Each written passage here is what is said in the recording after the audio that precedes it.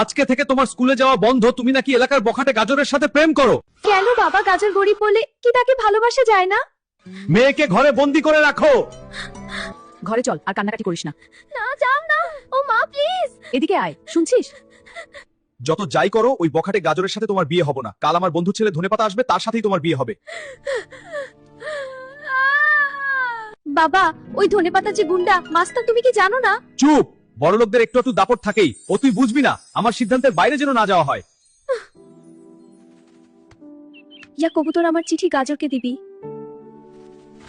তো বাবা, আমার মেয়েকে তোমার পছন্দ হয়েছে তো? আরে শ্বশুর মশাই, ফুলিকে আমার খুব পছন্দ হয়েছে। বেশি কথা বকবক না করে জলদি বিয়ে দিনক্ষণ ঠিক করেন।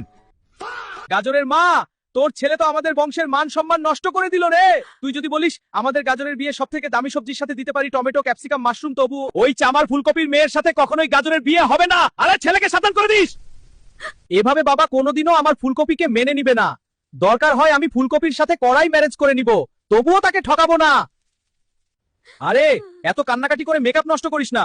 তোর এই ছোট লোক গাজরের জন্য আরো অনেক সবজি আছে, সে তাদের সাথেই কড়াই ম্যারেজ করবে। আমার গাজর আমাকে ছাড়া আর কারোর সাথে কড়াই ম্যারেজ করতেই পারে না। গাঞ্জুতে ধনেপাতা শোন, তোর সাথে বিয়ে হলো মন আমি গাজরকেই দিয়েছি রে। আরে তুই তো আমার ক্ষমতা জানিসই না রে। আমি তোর ভালোবাসা কিনে নিব, আর তোর গাজরকে আলুর সাথে স্যুপ বানিয়ে খাবো। কি রে ফুলি, তুই আমাকে রেখে ওই গুন্ডা মাস্তান ধনেপাতাকে কেন বিয়ে করতে যাচ্ছিলি?